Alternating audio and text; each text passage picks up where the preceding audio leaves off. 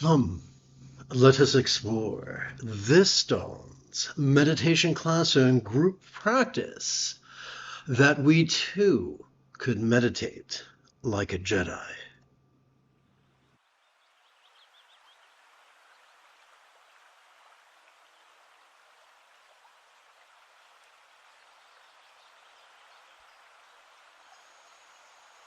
Let us begin this morning's class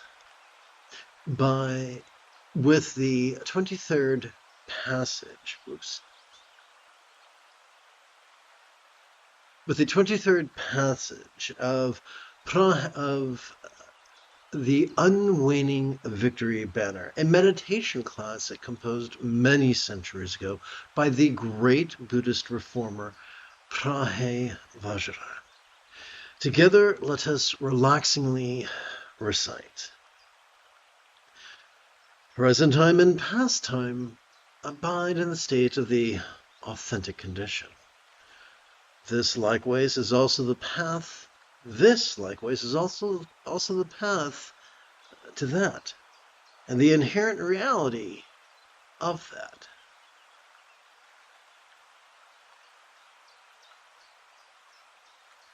So this is a study of three dualities.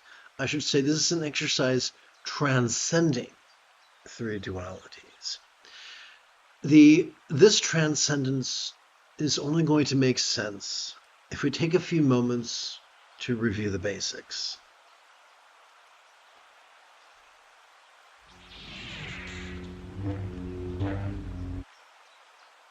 We'll begin with a bit of the old bad news. Sturgeon's law reminds us that 90% of everything sucks. That pertains not just to circumstances, but to people. And not just any people, even meditation teachers. Most of us, including myself, were raised to be rigid, fearful, superstitious, controlling, elitist, cryptic, competitive, and cruel. Armed with this worldview, and it's not surprising that the majority of meditation teachers implore their students to spend the majority of their time on their meditation cushion, actively focusing and actively analyzing. There is a problem to that. The medial and dorsolateral cortices evolved to be used sporadically, not constantly. If we use them in a way that they have not evolved to use, we're going to have to pay the piper. What could that look like? It could look like presenting with the symptoms of depression. It could look like triggering our amygdala, which functions as the seat of both anxiety and aggression, which ironically is typically antithetical to the benefits most people wish to reap from the practice of meditation. It's the old bait and switch. We come to a teacher, ask to be taught to meditate, and instead we're not taught to meditate, we're taught to concentrate and contemplate. And although these might have fancy names like Shyamata and Vipassana, they're still antithetical to the sati, or mindfulness, and samadhi, or the meditation that the Buddha taught. You see, my friends, neither the amygdala nor the prefrontal cortex constitutes the entirety of our central nervous system, and that's good news. Consider, if you will, our spinal cord. Many physicians will refer to it as our autonomic nervous system. The ancients gave it a nickname. They called it our Buddha nature. Why is that? Well, every time we inhale, we have evolved to automatically access the middle bit of our spinal cord, called the sympathetic nervous system, which has evolved to help us to notice in a very special way. To notice vulnerably, passively, viscerally, randomly, and fleetingly. And because we're noticing passively and randomly, we cannot help but notice all manner of phenomena, from the external to the internal, from the physical to the mental, from the pleasurable to the painful, from the interesting to the boring, from the glorious to the grotesque. This noticing can look like perceiving, emote. Well, what are the things we can notice? We could notice perceptions, emotions, intentions, thoughts, memories, and imaginings. But what do we do with those things? Every time we exhale, evolution has wired us to automatically access the bookends of our spinal cord, known as the parasympathetic aspect of our autonomic nervous system. This bad boy has evolved to help us to physically relax and mentally release to such a degree that which we noticed during our previous inhalation could fleetingly feel less stressful, less permanent, and even less defining. But what if we prefer figures of speech?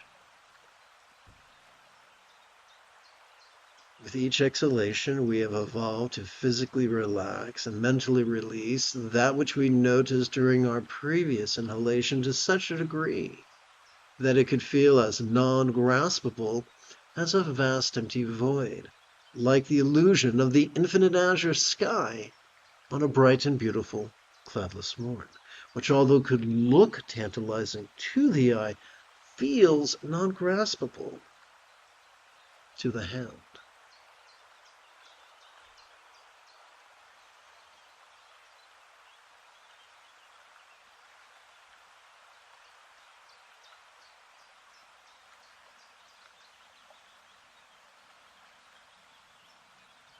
The most is so we have a choice. We have a choice with every breath. Do we actively compete against our autonomic nervous system by focusing and analyzing? Or do we passively cooperate with the two aspects of our autonomic nervous system? And how do we do the latter? Simple. Every time we inhale silently and mentally, we could recite the demonstrative pronoun this. And every time we exhale silently and mentally, we could recite the one-syllable verb is. Kind of like the way Michael Jackson sang in the Broadway musical The Wiz, ease on down the road. They were using ease as a verb, as a synonym for relax, for going with the flow.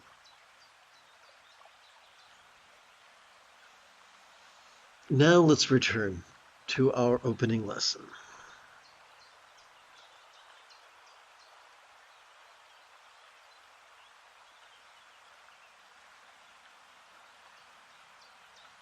There are well-meaning fools stomping and snorting and insisting there is no then, there is only now. And that might fool the tourists. But it don't impress me.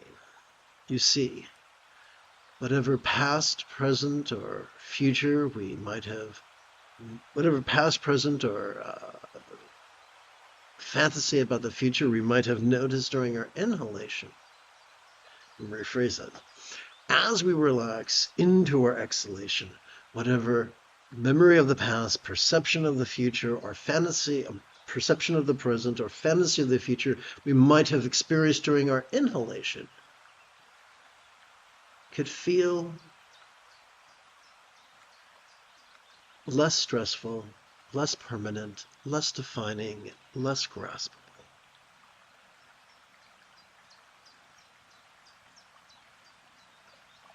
But once we begin inhaling, then again we can begin recalling or perceiving or fantasizing or projecting or calculating. That is the authentic condition. Our job is not to hide from authenticity. Our job is not to worship authenticity. Our job is to exercise the courage to vulnerably use authenticity as one of our tools.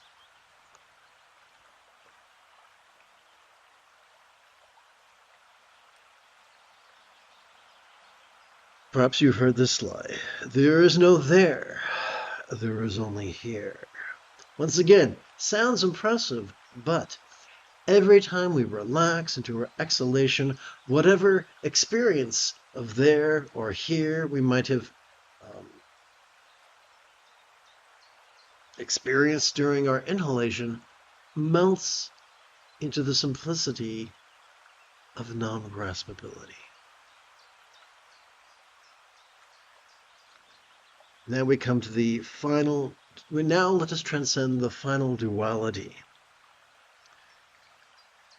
The great South Indian Buddhist philosopher Nagarjuna gave us a philosophy, middle way philosophy that many self-important people describe as Madhyamaka. Basically, it boils down to this. When we breathe in, we perceive conventional reality. When we exhale, we perceive ultimate reality. When we breathe in, we notice. When we breathe out, we relax. Just as a bird requires both its wings to take to the skies, we need both perception and release to be fully functional adults. We need to be able to perceive the world around us if we're going to safely cross the street, and we need to let go if we're going to be happy and well adjusted. These things are not antithetical. They serve each other synergistically. Think of it this way. I'm not a jock. I'm more of a movie guy. But I've seen movies where basketball players will stand next to a huge box, a huge basket of basketballs, and they'll just practice, throwing the ball into the basket, the big basket. And they'll reach for a ball and they'll throw it. They'll reach for a ball and they'll throw it. They'll reach for a ball and they'll throw it. They might do it for an hour. They might do it every day. They might do that for years. Both are necessary. The ball is necessary. The basket is necessary. All the components in that exercise serve each other synergistically. The conventional is not the opposite, the enemy of the ultimate. They serve each other. Notice we cannot let go if at first we do not notice. We will not be able to continue noticing if we do not let go, if we do not alternate between noticing and relaxing.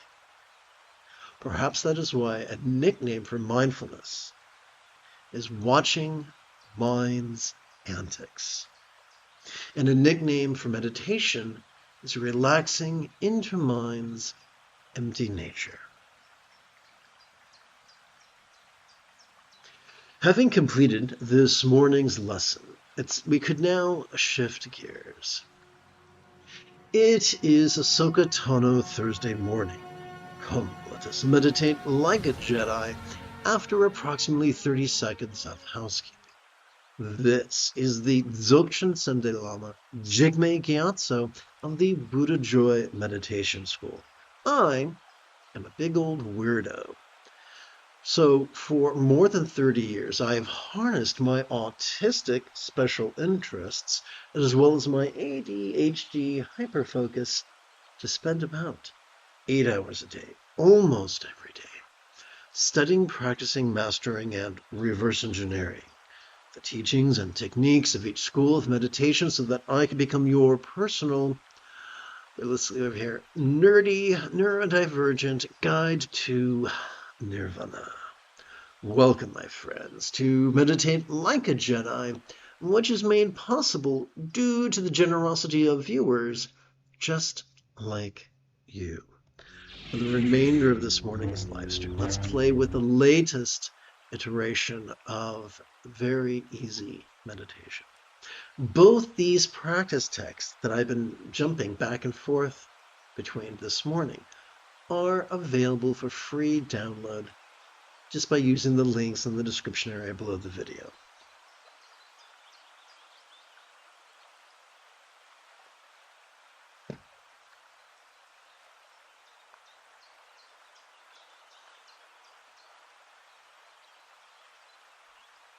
Aha.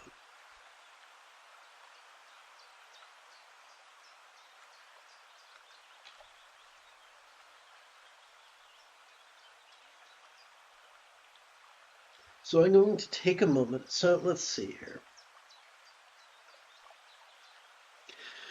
I think it could be useful if together as a team we set our body up for success. Let's make it easier to slouch our way to nirvana.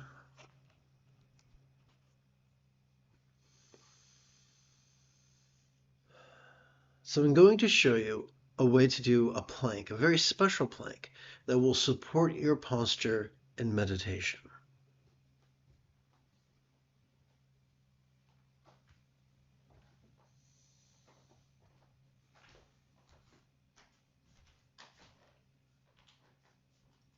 So I'm going to put my hands in a diamond position on the floor in front of me. And I'm going to position my diaphragm over my hands. Make sure I'm on the screen. Excellent. So I'm going to extend each foot.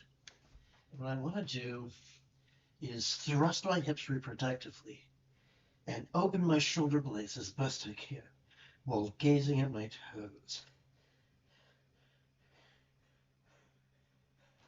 Believe it or not, that will help your meditative posture.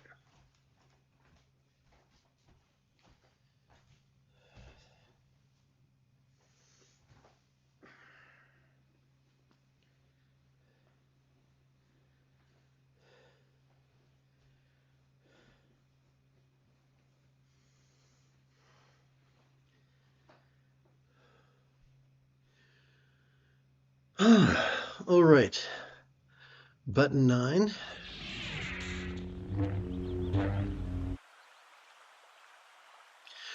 The most efficient way to keep track of our first collection of 144 inhalations is to rest the first knuckle at the base of our right index finger upon the tip of our left index finger, palms up in our lap.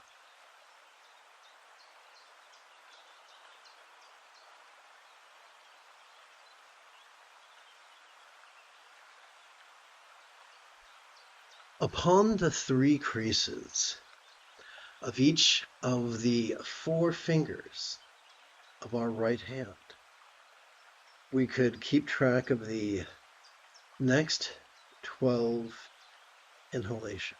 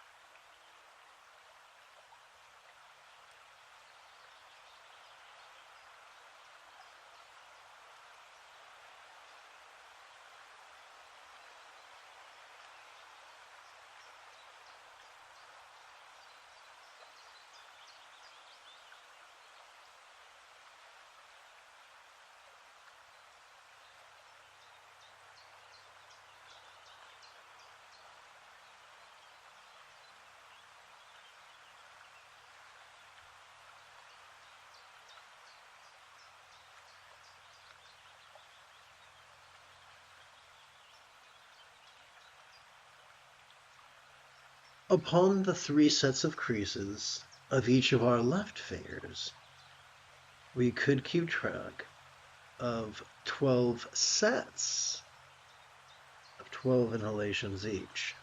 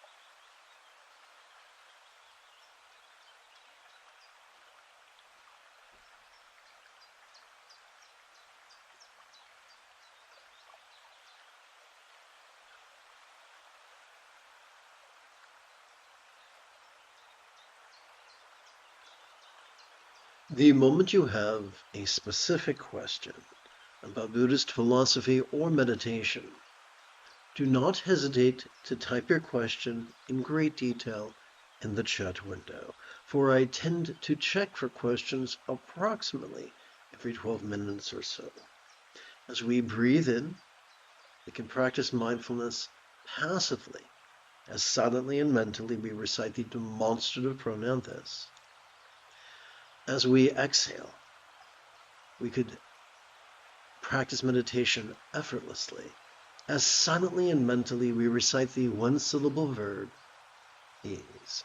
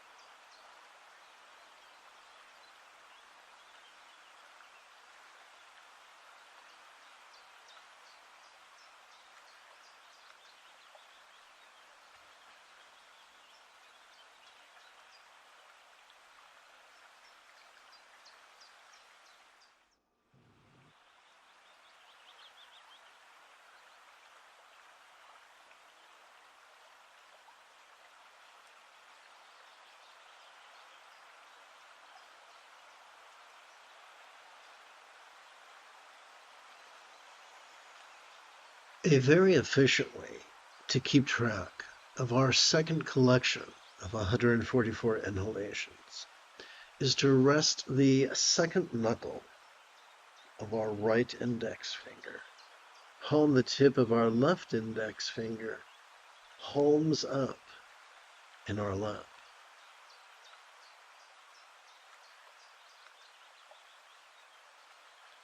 Upon the 3 sets of creases of each of our of the 4 fingers of our right hand, we could count the next 12 inhalations.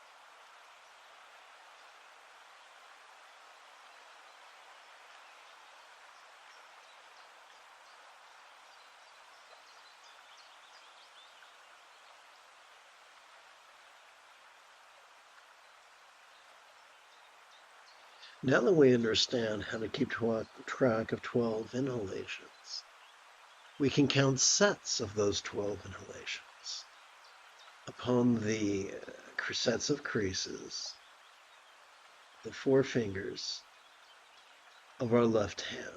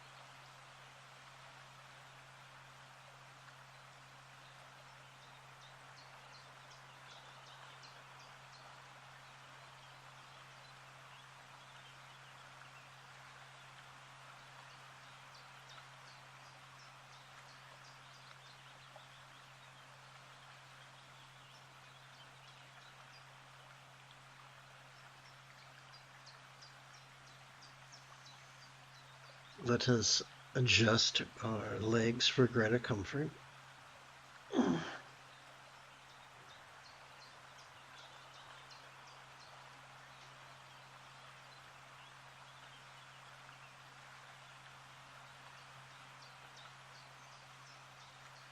We could begin our third collection, or we could keep track of the start of our third collection of 144 inhalations by resting the third knuckle of our right index finger upon the tip of our left index finger, palms up in our lap.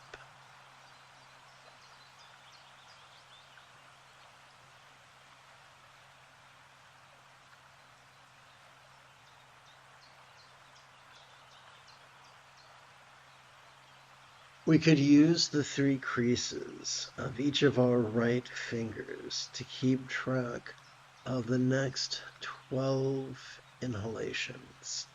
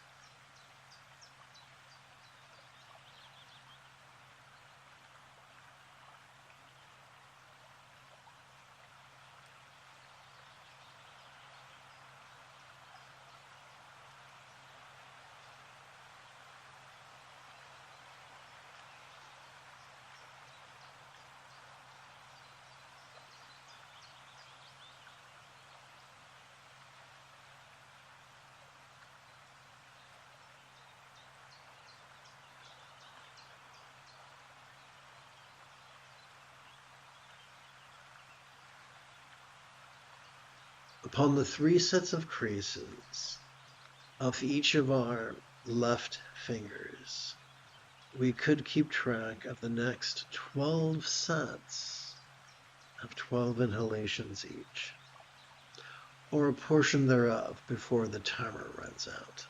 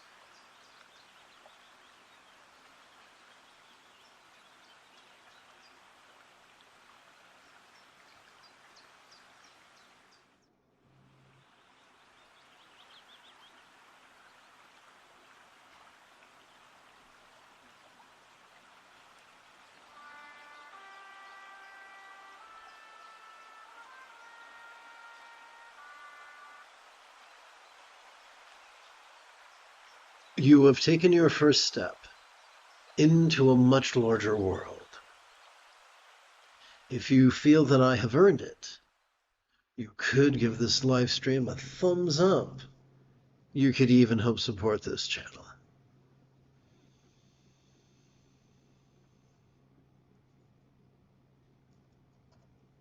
In approximately 11 hours, I would very much like to return to lead today's dusk meditation class and group practice. And if you are as geeky as me, may the Force be with you always.